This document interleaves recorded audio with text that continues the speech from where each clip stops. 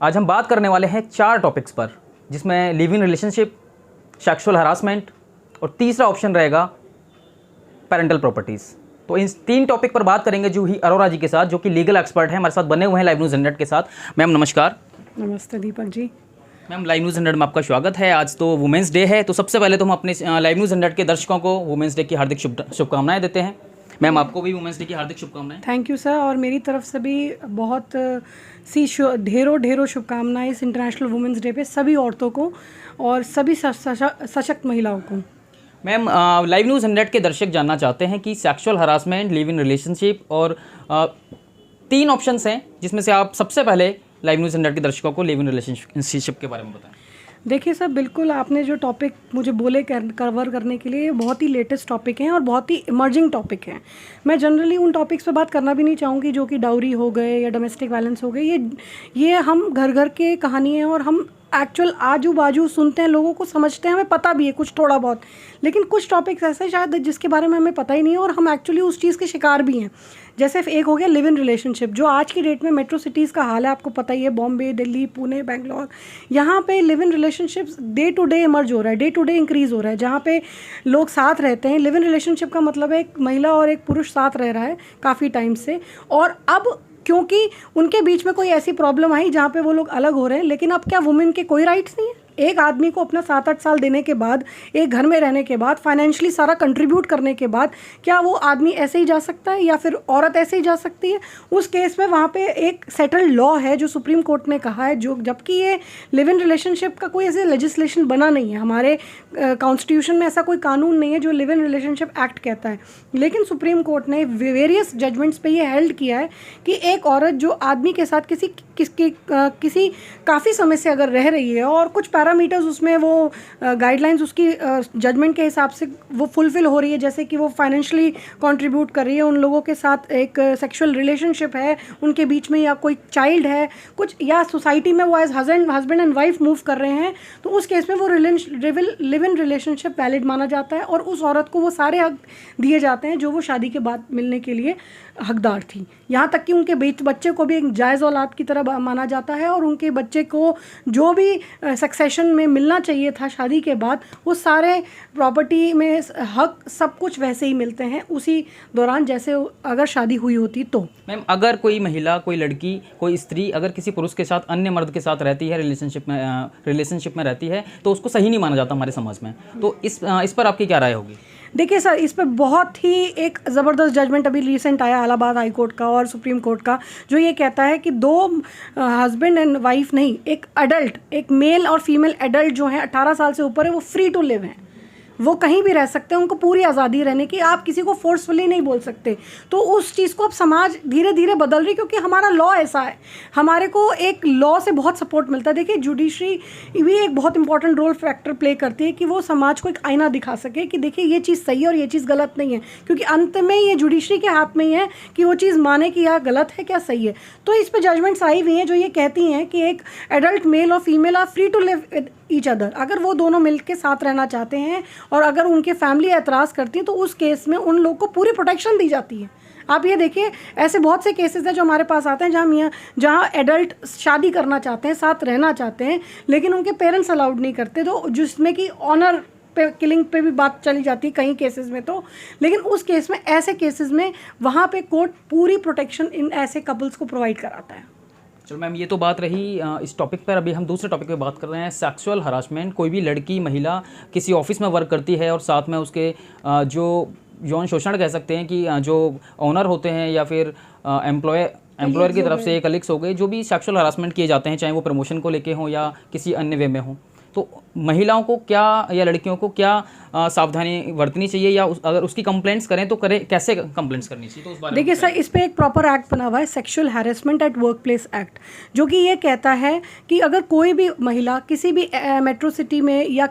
कोई भी जगह पे अगर कोई MNC में काम कर रही है, मल्टीनेशनल कंपनी में काम कर रही है, उसमें कुछ particular employees, count of employees हैं, क्योंकि उस एक्ट में यह है कि वो कंपनी उसी कंपनी को ही रजिस्टर मानी जाएगी जिसमें कुछ पर्टिकुलर एम्प्लॉयज़ काम कर रहे हैं। ये नहीं कि आप एक दो के साथ रह रहे हो तो ये वहाँ पे एक्ट लगेगा, लेकिन हाँ वहाँ पे भी उनको छूट है कि अगर कहीं पे भी किसी महिला को कोई भी अब्यूज़ होता है, चाहे एम्प्लॉयर के थ्रू हो, चाहे एम्प्लॉय के थ्रू, आपके कलीग के थ्रू हो, बस ड्राइवर के थ्रू हो, जो कि बस भी एम्प्लॉयर की है, उसमें भी आपके पास पूरा हक है कि आप इस एक्ट के तहत एक कंप्लेंट फाइल कर सकते हैं। एक एडवाइजरी बोर्ड मेंबर होते हैं ऐसे मल्टीनेशनल कंपनीज़ में, वहाँ पे एक वुमेन भी एक उस एडवाइजरी का हिस्सा होती हैं, बोर्ड मेंबर होती हैं, तो वहाँ पे जाके वो अपनी कंप्लेंट दर्ज करा सकती हैं और उनकी कंप्लेंट की पूरी सुनवाई है और उनको पूरा एक सशक्तिकरण दिया हुआ है इस एक्ट के तहत। तो मैम इसमें बदनाम होने की भी बात हो सकती है क्या, जो महिलाएं हैं कहीं कंप्लेंट्स करना चाहें कोई, या हिडन रखते हैं ये? सर ये टोटली डिपेंडेंट होता है कंप्लेनेंट के ऊपर। अगर कंप्लेनेंट चाहती है कि मेरी एक जो पहचान है उसको गुप्त रखा जाए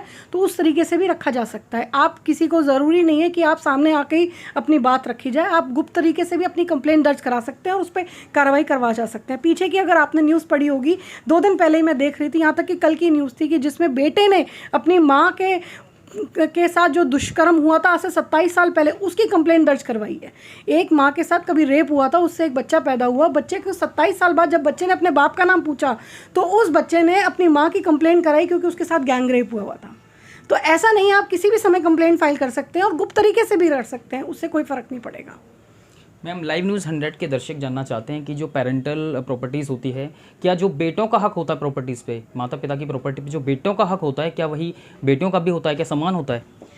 देखिए ऐसा कहते हैं ना कि when you educate man you only educate man, but when you educate women you educate generations. तो ये सच कहा गया है कि एक औरत को पूरा हक है आज की डेट में समाज में उसी तरीके से चलने का जैसे एक आम आदमी चलता है। तो इसी तरीके से हमारे पास एक सक्सेशन एक्ट है जो कि अमेंड भी किया गया था 2005 में, और आज की डेट में इसमें दिन पे दिन बदलाव आते रहते हैं जजमेंट्स के तहत। अभी रिसेंट जजमेंट है जहाँ पे ये चीज़ बोली गई है कि औरतों को पूरा हक है अपने फादर की संपत्ति पे। पेरेंटल प्रॉपर्टीज़ में आज की डेट में अगर मेरे 2 भाई हैं और 2 बहनें हैं हम, तो वो प्रॉपर्टी 4 में ही डिस्ट्रीब्यूट होगी, एक एक हिस्सा भाई और बहनों को सबको मिलेगा अपना अपना हिस्सा। तो मैम इसके लिए कहाँ अप्लाई कर सकते हैं, कहाँ अपना हक मांग सकते हैं, क्या प्रोसेस है, थोड़ा बताएं हमारे इस केस में क्या होता है, क्योंकि हमारी एक धारणा पुरानी ऐसी, तो कुछ लोग ऐसा मानते हैं कि बहन है, शादी हो गई तो बहन हमें एनओसी दे। जनरली यही होता आया है कि हम बहनों से एनओसी लेते हैं कि अब हमें कोई दिक्कत नहीं है, भाई लोग ऐसे ही कराते हैं। पर इस केस पे मैंने महिलाओं के अगेंस्ट हाई कोर्ट में केस लड़ा था आज से 2 साल पहले, और वहाँ पे हमें विजय साबित हुई थी। भाइयों के अगेंस्ट फाइल किया था, वो साधना सिंह वर्सेस के नाम से केस है, और उस केस में हमारा केस को इतना मजबूत करके मीडिएशन में डाला गया और वहाँ पे भाइयों ने एक्सेप्ट किया कि हाँ मैं जो फादर का हक था, वो जो फादर अब नहीं थे उनके, तो दोनों बहनों को इक्वल हिस्सा दिलवाया गया था। उन भाइयों ने किसी कागज़ पे साइन करवाए हुए थे, लेकिन बाद में अल्टीमेटली सेटल हो गया। तो इस केस में आपको सूट फॉर पार्टीशन फाइल करना पड़ता है डिस्ट्रिक्ट कोर्ट्स में, हाई कोर्ट में, डिपेंडिंग अपॉन कि आपकी प्रॉपर्टी का क्या वैल्यूएशन है। आपको सूट फॉर पार्टीशन फाइल करना पड़ेगा, इमीडिएटली कोर्ट उस पर स्टे लगाता है और आपका जो कोर्ट में केस होता है वो प्रोसीड होता है। मैम कुछ महिलाएं या कोई भी क्लाइंट्स हैं जिनके पास पैसे नहीं हैं, गरीब हैं और वो मदद लेना चाहें, तो कहाँ संपर्क कर सकते हैं, कैसे बात करें? देखिए सर, जनरली मैं समझ सकती हूँ क्योंकि हमारे इस वक्त हालात ऐसे हैं कि कोविड में बहुत से लोग हैं जो सफ़र कर रहे हैं, बट दे आर अब्यूजिव, जो विक्टिम्स भी हैं इस वायलेंस के किसी भी तरीके के। तो उस केस में वहाँ पे हमारे हर स्टेट में डिस्ट्रिक्ट लीगल सर्विसेज अथॉरिटी के नाम से DLS से बनी हुई है, वहाँ जाके वो एक मुफ्त कानूनी एड ले सकते हैं और उससे वो आगे अपने केसेस जो हैं फाइल करवा सकते हैं। वो ये महिलाओं के लिए एक अपॉर्चुनिटी है। वहाँ पे आपको कुछ एफिडेविट देना पड़ेगा कि आपकी इनकम नहीं है, या जो भी उनकी एक गाइडलाइंस है फॉलो करनी पड़ेंगी, और अल्टीमेटली आपको एक फ्री एड मिल सकती है। आप देख रहे हैं लाइव न्यूज़ 100, खास बातचीत जूही अरोड़ा जी के साथ। बने रहें लाइव न्यूज़ 100 के साथ, मिलते हैं ब्रेक के बाद।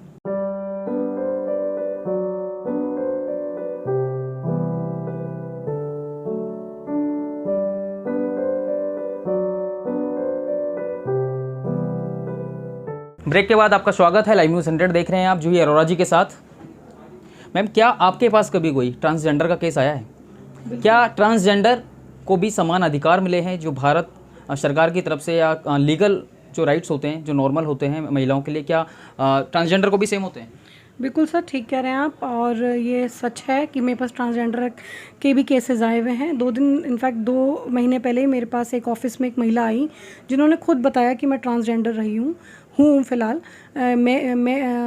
वो मेल टू फीमेल कन्वर्ट हुई थी। तो अब उनके साथ ये प्रॉब्लम थी, वो किसी के साथ एक रिलेशनशिप में थी और उस रिलेशनशिप में वही हुआ जैसा मैंने आपको बताया, लिव इन रिलेशनशिप में रहने के बावजूद उनको वो हक नहीं मिले या फिर उनके साथ एक वो चीज़ धोखे हुआ, तो उनके पास भी पूरा हक है। ट्रांसजेंडर एक्ट अब तो पूरा एक लीगलाइज लेजिस्लेशन बन चुका है, एक्ट है जिसमें उनको पूरा के पूरे पावर्स हैं, उनके पास एक पूरी गाइडलाइंस उस एक्ट में कि आपको कोई डिस्क्रिमिनेशन हो रहा है, आपके में कोई मतलब भेदभाव है, आप जहाँ काम कर रहे हैं वहाँ पे कोई भेदभाव है या आपके साथ गलत व्यवहार करा जा रहा है या आपको वो सारी चीज़ें उस एक्ट में उनको सेफगार्ड करी जा रही हैं। और उसके अलावा भी सिर्फ ट्रांसजेंडर जो हैं वो ट्रांसजेंडर एक्ट के तहत ही नहीं, आप किसी भी एक्ट में एक लेजिबल है कि आप केस फाइल कर सकते हो पुरुष के अगेंस्ट, जैसे आप डोमेस्टिक वायलेंस पे केस फाइल कर सकते हैं, आप एक 125 CRPC में केस फाइल कर सकते हैं, तो आप कहीं भी, और वो उनके पास पूरा हक है कि वो एक समान पुरुष से शादी करके अपनी आगे की लाइफ बढ़ा सकते हैं, ऐसे है। मैम एक और लाइव न्यूज़ 100 के दर्शकों का सवाल, साइबर क्राइम के केस दिन प्रतिदिन दिल्ली में बढ़ते जा रहे हैं और इसकी रोकथाम के लिए दिल्ली पुलिस सदैव सतर्क है, सजग है और अपने भर प्रयास कर रही है क्राइम्स को रोकने के लिए। तो मैम क्या आप कोई सजेशन है कि अगर कोई साइबर क्राइम से पीड़ित है तो अपनी कंप्लेंट्स कहाँ कर सकता है? देखिए सर, ये साइबर क्राइम तो आज की डेट में इस तरह से बढ़ रहा है कि हम अपने शायद जैसे हम प्रतिदिन बच्चा बढ़ता है ना अपनी उम्र में, उसी तरह से समाज में साइबर क्राइम, और जितना ये डिजिटलाइजेशन का ज़माना है उतना ही साइबर क्राइम का भी बढ़ने का ज़माना है, क्योंकि हम जितना डिजिटलाइज करेंगे अपने आप को उसमें उतने ही हमारे पास साइबर क्राइम होने के चांसेस ज़्यादा हैं। साइबर क्राइम क्या है? किसी भी तरीके का साइबर क्राइम जो इंटरनेट से ज़रिए से जुड़ा हुआ है, कोई भी क्राइम, उसे हम साइबर क्राइम का नाम लेते हैं। कल मैं किसी ATM में खड़े होके मैंने स्वैप किया और 2 दिन बाद मेरे अकाउंट से अचानक पैसे कटे, वो भी एक साइबर क्राइम है। या कल कोई आदमी मेरे को सोशल साइट पे मेरे को स्टॉक कर रहा है या मेरी फ़ोटोग्राफ्स को मॉर्फ करके कहीं वो उसको करना चाह रहा है, इंटरनेट पे ऑन एयर करना चाह रहा है, तो वो भी एक तरह का साइबर क्राइम है। हर छोटी छोटी, यहाँ तक कि मेरे पास ऐसे केसेस आते हैं कि मैं हस्बैंड हूँ, मेरी वाइफ ने मेरे अकाउंट को हैक करने की कोशिश करी, मेरे पास लिंक्डइन का प्रोफाइल आया, क्योंकि ज़्यादातर ये केसेस इसलिए भी बढ़ जाते हैं क्योंकि जहाँ पे हम दूसरे की तनख्वाह जानना चाहते हैं, दूसरे की ग्रोथ जानना चाहते हैं, आज की डेट में आप एक तरह से सब कुछ ओपन बुक है इंसान की, तो वहाँ पे भी ये चीज़ साइबर क्राइम है। आपको एक मैसेज आया कि आपके लिंक्डइन पे किसी और ने प्रोफाइल में करने की कोशिश करिए, आपको फ़ौरन एक मैसेज आया था आज की डेट में कि या किसी और कंप्यूटर से, किसी और IP एड्रेस से आपके प्रोफाइल में करने की कोशिश करिए। तो उस केसेस में यहाँ पे हमारे पास एक साइबर सेल बनी हुई है IT एक्ट के अंदर। आप उस अपनी कंप्लेंट पूरी दर्ज करा के, पूरी उस चीज़ का फ़ोटो प्रिंट लेके अपनी कंप्लेंट के साथ आप उस साइबर सेल में कंप्लेंट कर सकते हैं, ऑनलाइन भी कर सकते हैं। अगर कोई व्यक्ति खुद जाके नहीं फाइल कर पाता साइबर सेल में जाके स्पेसिफिकली, या किसी पुलिस स्टेशन में नहीं जा सकता किसी भी वजह से, तो आप उस चीज़ को ऑनलाइन कर सकते हैं। आज की डेट में ऑनलाइन भी आपकी पूरी सुनवाई होती है, आपको कंप्लेंट फाइल करेंगे, आपको इमीडिएटली एक्नॉलेजमेंट मिलेगा और उस कंप्लेंट पे फ़ौरन जो कार्रवाई आपकी शुरू हो सकती है। मैम ये जो एक्नॉलेजमेंट मिलता है, क्या ये सिर्फ कागज़ तक ही सीमित होता है या एक्चुअल में भी दिल्ली पुलिस काम करती है? नहीं सर, बिल्कुल मैं ऐसा नहीं कहूँगी। कितने दिल्ली पुलिस ने भी बहुत अचीवमेंट करी है, यहाँ तक कि सारी पुलिस पूरी मेहनत करती है सब चीज़ों को गैदर करने के लिए। कई बार कुछ चीज़ों में समय ज़रूर लगता है, क्योंकि ये चीज़ें जितनी तेज़ी से बढ़ रही है उतनी तेज़ी से हमारे यहाँ भर्ती नहीं बढ़ती है पुलिस की, लेकिन फिर भी देयर आर हेल्पफुल। बहुत NGO हैं जिस पे काम कर रही हैं, बहुत सारे एक डेली सेल बने हुए हैं, वुमेन हेल्पलाइंस बनी हुई हैं, इसीलिए बनी है कि हम औरतों को और पुरुष को भी जो पीड़ित है, ज़रूरी नहीं हम औरतें ही पीड़ित हैं आज के युग में, भले ही हम इंटरनेशनल वुमेंस डे बनाए, पर ऐसा है जहाँ पे आदमियों को भी अब्यूज़ होता है, आदमियों का भी अब्यूज़ होता है। तो उस केस में सब तरीके से काम करा जाता है। बस आपको ये है कि आपको रेगुलर फॉलोअप करना है, क्योंकि आप एक अकेले कंप्लेंट के अपने कंप्लेनेंट है, बट उनके पास दिन में ऐसी कितनी कंप्लेंट्स आ रही है, तो अगर आप रेगुलर फॉलोअप करेंगे तो आपका ज़रूर वहाँ से निवारण ज़रूर होगा। ठीक ma'am, thank you live news 100 से बात करने के लिए। अब देख रहे हैं live news 100, cameraman Anil Kumar के साथ मैं दीपक शर्मा।